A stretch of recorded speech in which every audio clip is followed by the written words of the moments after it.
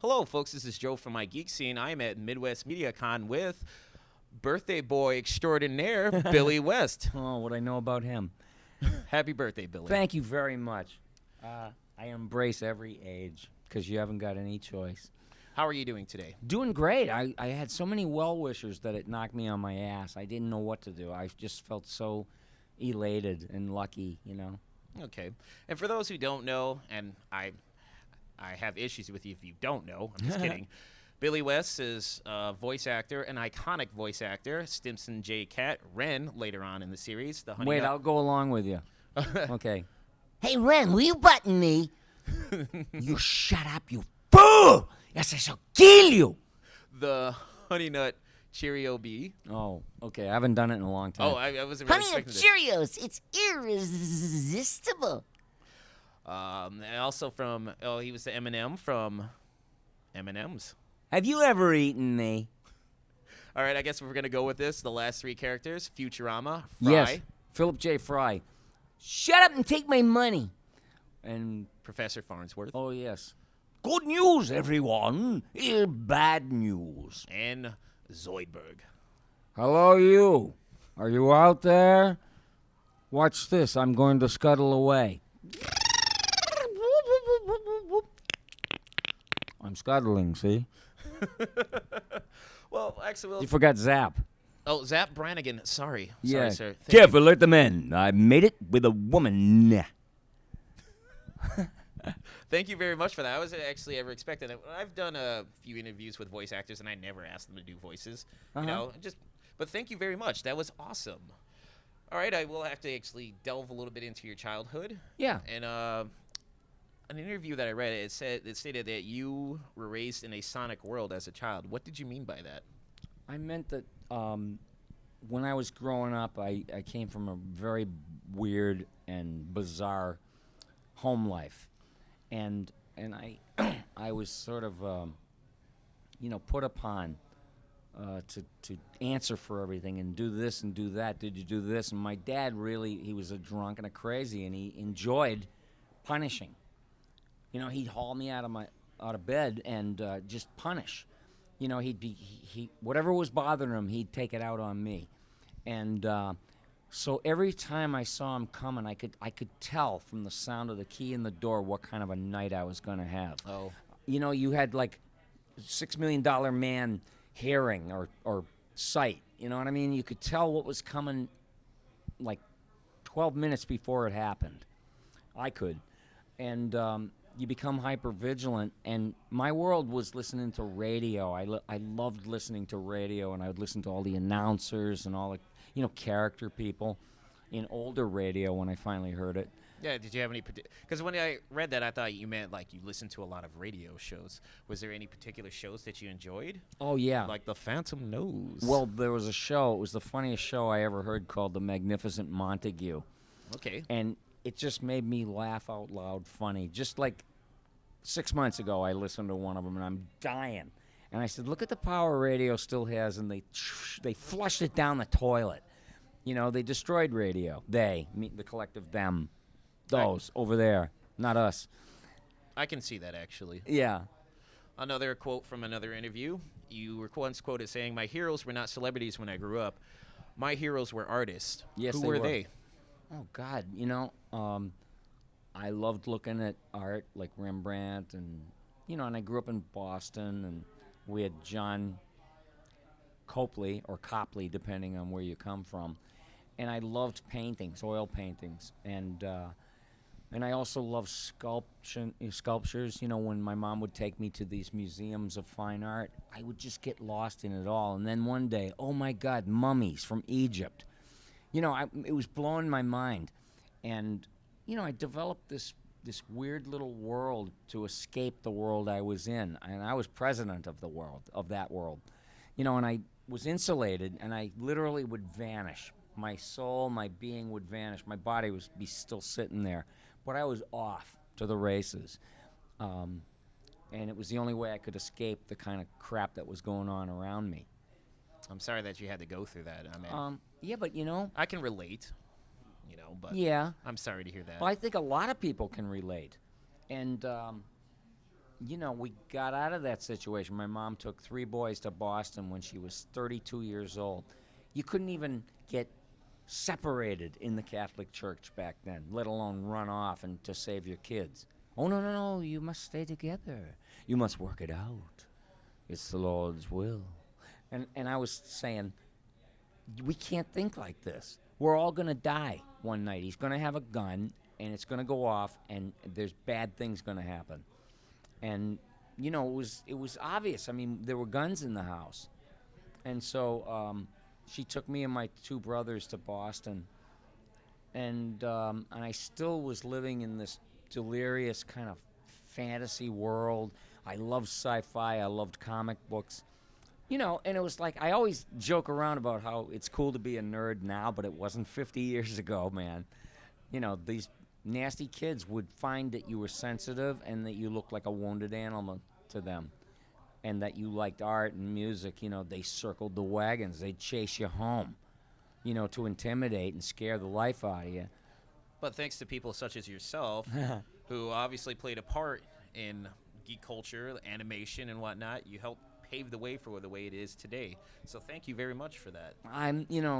I was just, sort of following this thing that would grab me and pull it in a particular direction. I always did that. It wasn't like I chose to do voiceover deliberately. I wanted to be the best musician in the world. And, I always love to say that the future is so unwritten. You, me, nobody owns tomorrow. You have no idea what you're in store for, bad or good. And you have to try to figure out how to affect the causalities and, put yourself forward and initiate some energy. And, and it's miraculous, like when your thing finds you. You may not even know what it is. Until it hits you? Until you run face to face and it's like, oh my God, this is what I want to do. All right, to segue into something else, another iconic group, I guess that's my word for this interview, iconic. Another iconic group that influenced you when growing up, it was the Three Stooges. What was it about them that left such an impression on you, since you have no pun intended, a rather fine Larry impersonation? Oh, you got to remember, like, where we're sitting, I grew up 6 miles away from here. I was born 6 miles away from here. And on my birthday, I'm back looking over the horizon and seeing this broadcast tower that's so tall, and I used to play under it 54 years ago. And I'm having like a strange, weird connection, like full circle. And,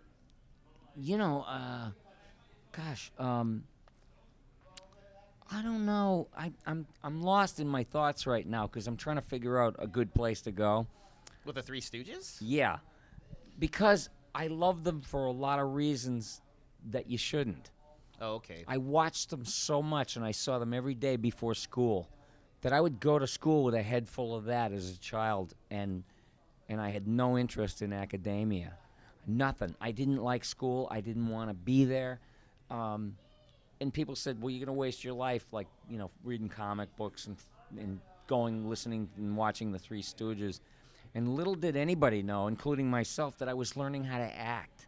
I was learning comic timing from classic sources.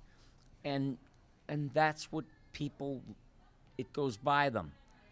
Because the Stooges were considered lowbrow comedy. But that's what made it great.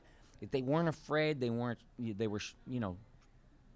shameless, you know what I mean, as far as going for a gag and a joke. And I watched it so much. Everybody knew what Mo did and Curly. Everybody knew what they sounded like, and they can do impressions of them. But I focused on Larry eventually because of the little that he said, be careful, Mo.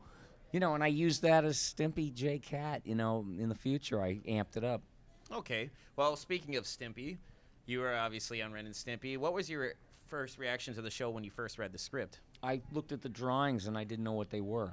I thought, what are they, microbes or mosquitoes? I couldn't figure out what the heck. And it was a big brain-dead cat and an asthma hound chihuahua, as described originally to me. And I thought it was real cool. but I didn't have expectations. I never had a sense of entitlement like, well, of course this is going to be the biggest thing in the world. You don't know what you're doing while you're doing it. You don't know what you're creating. You don't know what you're flushing down the toilet. You're in the moment all the time. And then every now and then, serendipitously or pleasantly, shocked when you find out that something that you're in is like causing a stir among people. And I've had that happen a few times. I'm really lucky. Well, what was your how did you feel? What was your impression of the Ren and Stimpy adult party cartoon show that did not do so well? I really didn't see it. I caught clips of it, but the thing was, I never looked back. Good. Let them do what they do. They wanted me to do it. I knew what they were going to do, and I passed. I turned it down. Really? Yeah. Okay. Because that's the destroyer of art, is too much freedom. And when these guys had too much freedom, it was like, wow, now we figured out a way to put the arms on the Venus de Milo. What are we waiting for? And it's like, what about the beauty of what it was and what the intent was and what happened to it over the years? Doesn't that count for anything? That's art. But freedom, an artist can blow his foot off, in his striving to push the envelope and create something that he thinks is better. Every now and then, you might as well be pointing the gun barrel at your big toe. Ooh. And self-destruct. Well, you're obviously a creative mind. You have, and something I wanted to talk to you about, a podcast. Oh, yeah. It's BillyWestPodcast.com. And I wanted to do a podcast, but I didn't want to interview my friends, A lot of people were doing that. And so what I did was, I want to have my friends around, but I put them into these scenarios that was loosely based on my everyday experiences, except not as a voiceover guy, but as a podcast guy who goes home. And, we wound up broadcasting out of our garage. And it sounds like bad college radio, which is so funny because I knew everything there was to know about radio. And that was deliberate. And then all these interruptions and disruptions happen while we're starting out. And it's like there's no room for me on my own show. And it's really silly. I wanted to provide content. That was important. Yeah, and you actually have. My question for you is, why did you use the theme song from the British show Stingray to open it up? Because shows like that blew my mind when I was a kid. And the thunderous opening was adrenal. It was like, oh, my God, what is this? What is this? And I would sit mesmerized by these things. All right. Was there any backlash from one of my favorite segments, the song deconstruction segments? Oh, we take in old songs. Aren't we brave beating up people from the 1970s? The Swede. Yeah, but I mean, sometimes people sang these songs, they knew all the words, but they never thought about what they meant. And I said, don't you hear what this guy is saying? Look at what he's saying. And by deconstructing it, you can find out that there's this like weird idea behind almost everything, and sometimes they let their hands show that it's this big pompous rock and roll, and the guy's prancing around and everything. You listen to what he's singing about, and it sounds like nonsense, but everybody knows the chorus. Even if they don't know the words, everybody sings the chorus without even like paying attention to the lyrics.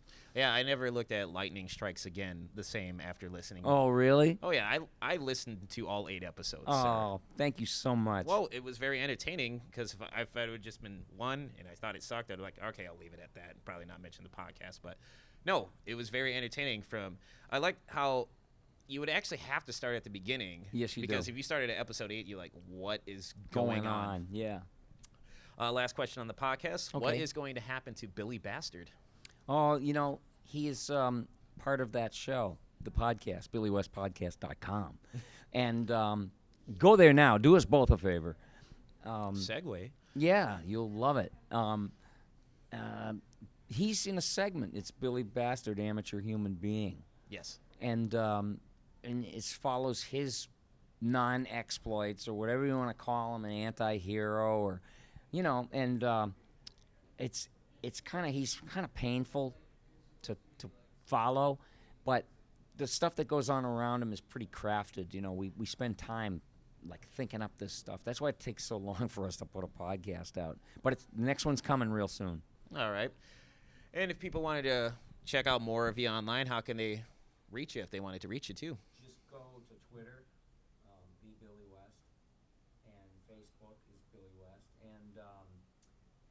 website, BillyWest.com. Right. BillyWestPodcast.com. And the last question, Yes. what would you like to say to your fans throughout all the years? Thank you. Thank you so much. You validated my existence. Well, Billy, thank you so much for this interview. My pleasure. Thank you. Oh, thank you. Well, folks, this is Joe from MIGeekScene standing here next to birthday boy Billy West once again. Take it easy.